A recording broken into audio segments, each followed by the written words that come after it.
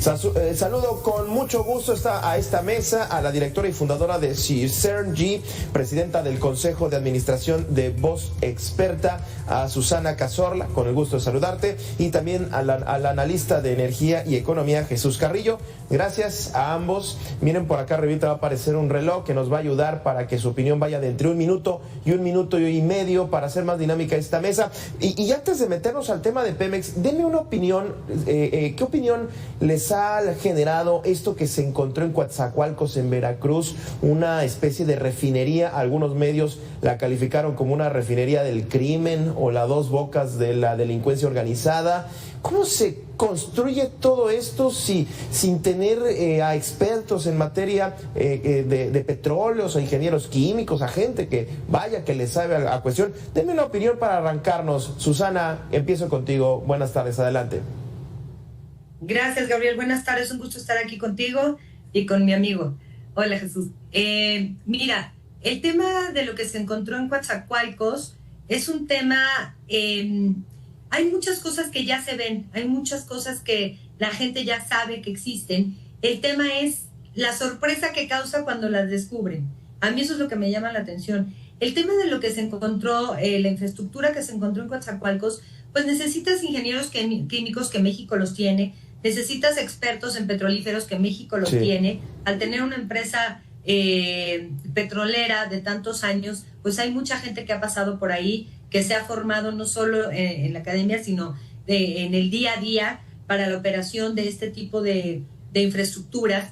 Y al final parece que era más una mezcladora que otra cosa, ¿no? Más que un tema de refinación que separara los productos del crudo, aunque habría que ver bien exactamente qué era. Pero básicamente es a donde llega todo este producto que llega de los buques que todo mundo ve, que en aduanas ven, que la Marina y la Guardia Nacional ven, y que no a todos se les detiene igual. Este producto necesita cierta infraestructura para mezclarse y después de ahí cargar semirremolques, vehículos, autotanques para poder distribuirse como se hace hoy en día. Entonces seguro que hay más de este tipo de instalaciones en donde se hacen estas mezclas ilegales, que son las que le dan forma a todo este producto y a todas estas mezclas de aceites, ¿no? De gasolinas mezcladas, de diésel, que es lo que en 30% está inundando el mercado en México.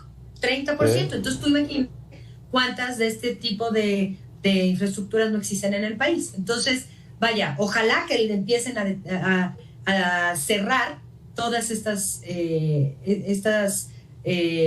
negocios clandestinos. Claro. Yo a veces me he preguntado tras esto y otros casos, si no la gasolina que le estoy echando a mi carro en una estación de gasolina no será justamente producto del huachicoleo que entra y sale de lo legal a lo ilegal y regresa todo esto con cuestiones que tienen que ver inclusive hasta con cuestiones fiscales. Jesús, tu opinión derivado de esto que se encontró allá en Veracruz. Adelante. Mira, Gabriel, primero que nada saludándote, muy buenas tardes, y también a mi querida colega y amiga Susana. Yo diría que desde hace décadas, desde que se fundó Pemex, desde la década de los 40, Pemex convive en un entorno de instituciones formales e informales, y todo nuestro sector energético, por lo tanto, bueno, sobre todo el petrolero en este caso, convive en un cúmulo de instituciones, unas que están reconocidas por el Estado formalmente en leyes, en reglamentos, en operación, en cuerpos reguladores, en secretarías, en ministerios, etcétera, ¿no? Coordinándose con gobiernos estatales, etcétera. Esas son instituciones que existen formalmente, pero también hay toda una serie de instituciones informales que siempre han existido y que están mediadas también desde el poder, pero por medios informales. Entonces, como dice Susana, pues efectivamente estas cosas, lo más sorpresivo es la sorpresa, ¿no? Esto existe desde hace mucho. Mira, hay ejemplos como uno de los pozos más caros en el mundo, en la historia, es el pozo de Navegante, que se tardó más de 2 años, una perforadora de pozos pues prácticamente secuestrada. Entonces, yo diría... este tipo de sucesos, este tipo de encuentros, de descubrimientos, pues más bien es poco cotidiano que se vean quizás tan presentes en los medios, pero ahí están, ahí conviven pues desde hace décadas. Y como dice Susana, efectivamente al parecer no hay nada de procesos de calor ahí, pero es importante que ahí están estos procesos desde ese tiempo, ¿no? Claro, y sobre todo, esto me abre la puerta partiendo de qué tanto, ya decías, Susana, un 30% de estas mezclas ilegales están en el mercado, y de qué tamaño es justamente el hueco que le hace este huachicol fiscal y el huachicol, el pinchazo directo al ducto, a la pipa de Pemex en esta actualmente, teniendo en cuenta que estamos viendo que se está dando esto, Susana. Mira, fíjate que habría que cuantificar los daños porque se daña no solo a Pemex, porque claro que hay robo en los ductos, eso sigue siendo, aunque quizás no lleguen ni a los 2 dígitos, comparado con el tamaño de boquete que está generando por la falta de cobro de IEPS a este producto que está llegando por el buque. Pemex está teniendo robos que ellos lo declaran constantemente en sus reportes financieros, ¿no? Nuestros riesgos siguen siendo el robo en nuestras terminales, en nuestros ductos, en el transporte. Hay gente que se dedica a dar trazabilidad a este producto robado y resulta que parece que donde más se está robando el producto es en los semirremolques, en los transportes por rueda. Parece que los choferes se paran a la salida de las terminales y empiezan a repartir, ¿no? Entonces, claramente hay una pérdida para Pemex, hay una pérdida para el Estado, pero hay una pérdida para nosotros, los ciudadanos, que como tú dices, no sabemos qué tipo de producto estamos metiéndole a nuestros coches, y cuando se daña nuestro motor, porque quién sabe qué le estamos metiendo, porque claro que no cumple con ninguna NOM emitida, en este caso por la antigua CRE, increíble, la NOM 016, ¿quién nos va a pagar estos daños? Entonces, el daño es enorme. Es al Fisco, es a Pemex, es a las estaciones de servicio que a veces ellos no saben, ellos creen que están comprando a un suministrador legal, bien informal, y resulta que cuando le llega el producto en el transporte ya no es lo que él estaba comprando. Entonces el daño es a toda la cadena, incluidos a nosotros los consumidores. Me parece, ya que lo pones así en la mesa, Susana y Jesús, ya que se pone así, pues esto, digamos, es gravísimo. Me llama mucho la atención la ligereza con la que se llegó a decir, ya se acabó el huachicoleo, ya no más, ya se acabó, como si fuera solamente un discurso, Jesús. Bueno, primero me gustaría complementar lo que comentaba Susana. Más o menos hay una estimación que no hace mucho hizo, creo que la Agencia de Información Energética de Estados Unidos, que en México se han perdido, al menos creo que fue en 2024 el estudio, se perdieron alrededor de 550 mil millones de pesos de ingresos fiscales por este tipo de robos, por este tipo de crimen, lo cual equivale, Gabriel, más o menos a todo el programa de de pensiones del bienestar para personas adultas mayores. Es tremendo, es alrededor de una cuarta parte de la deuda completa de Pemex. En fin, hay muchas comparaciones que podemos hacer, pero es muy grande el boquete fiscal que se puede hacer. En fin. Y yo creo que en este sentido, la comunicación a veces pues va variando. Cuando el presidente López Obrador decía que se acabó el huachicol, bueno, pues es porque cerraron los ductos, pero como bien menciona Susana, pues por eso se han desarrollado nuevas estrategias, nuevas formas de robo. La primera, pues efectivamente por medio de las pipas. Hay también, además de quienes se ponen afuera de las terminales, también hay pipas que se cambian por pipas de agua para que se siga pesando el combustible, por lo tanto no sabes cuánto se está realmente sacando de combustible y cuánto de agua. En fin, hay una serie de temas que cuando uno dialoga con personas de Pemex, lo que te dicen es, no hay una sola persona, y yo creo que no puede haberla, una persona que entienda la complejidad y la dimensión de este problema, porque tiene muchas aristas, sí, claro, porque tiene muchas modalidades, porque hay muchos sectores involucrados, insisto, formales y no formales, que es de verdad a veces incluso difícil siquiera hablar de esto como si fuera un solo problema, vamos, al último lo podemos ver en una cifra, claro, en un par de cifras, pero creo que la complejidad realmente es retadora incluso para el análisis.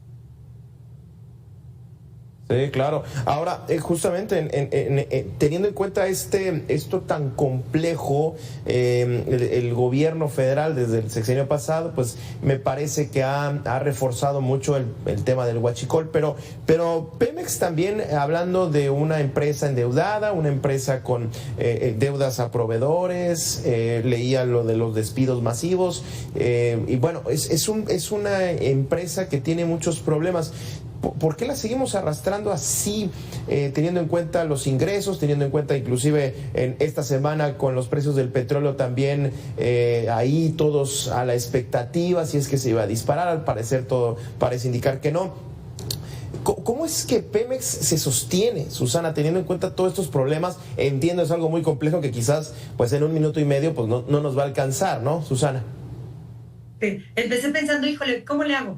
Pero mira, en efecto es un problema muy complejo, sí, que tiene toda la historia de Pemex. Pemex nunca ha sido una empresa de clase mundial, nunca ha sido administrada como una empresa productiva, como una empresa que debe generar rendimientos, que debe tener las mejores tecnologías. No ha sido el caso. Pero nada más, me gusta tomar el tema de las calificadoras internacionales que valoran el tema crediticio de Pemex, como para darnos una idea cómo hay que observar a Pemex.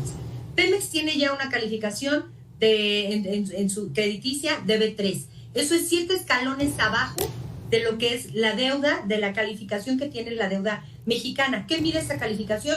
El riesgo de incumplimiento de la deuda de Pemex para seguir operando.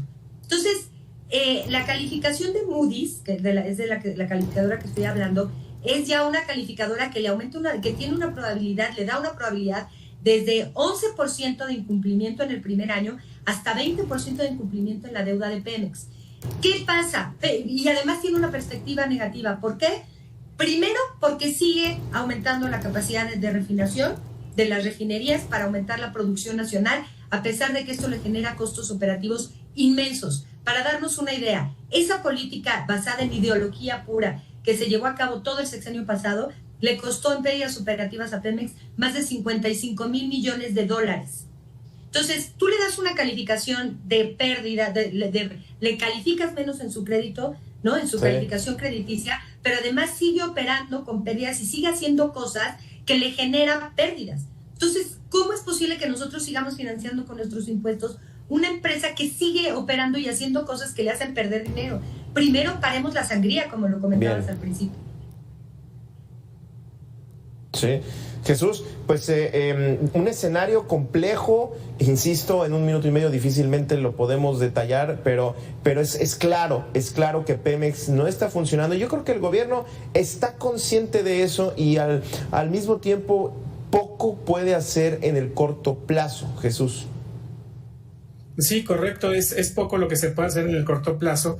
De hecho, no voy a decir cuál calificadora porque tendría que mencionar varias otras cosas, pero en una de ellas, en un comentario que me hicieron alguna vez, Pemex en realidad, si se le evalúa sola como empresa, estaría en esa calificadora todavía 5 posiciones abajo en su escala de calificaciones. Simplemente se le mantiene ahí precisamente porque hay la certidumbre, al menos relativa y en el tiempo estable, de que el gobierno la va a continuar apoyando. Sin ese apoyo del gobierno, insisto, estaría hasta 5 posiciones todavía por debajo, lo cual pues es inaudito, ¿no?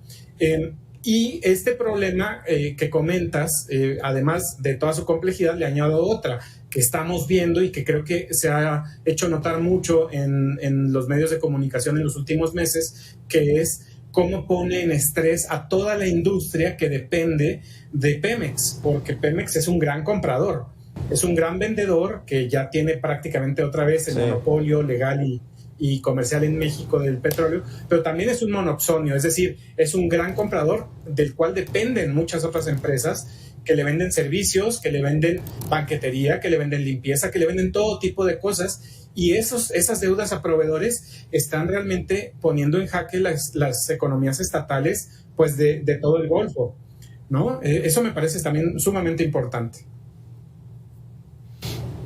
Sí, interesante que lo pongas en la mesa y seguir con esto. Susana, en julio se supone que la presidenta dijo se estaría normalizando esta carga fiscal. Hay quien considera que ya es inclusive hasta inviable estar terminando de pagar a sus proveedores. Pues este monstruo de proveeduría en el que se ha convertido Pemex, Susana. No, pues se debe, según las últimas estimaciones, son más de 20,000 millones, ¿no? Lo que le deben a los proveedores. Increíble. Y no se ha bajado. Los proveedores ya no están ofreciendo ni sus servicios ni sus productos, lo cual tiene además el mantenimiento de la infraestructura de Pemex en una situación de verdad catastrófica.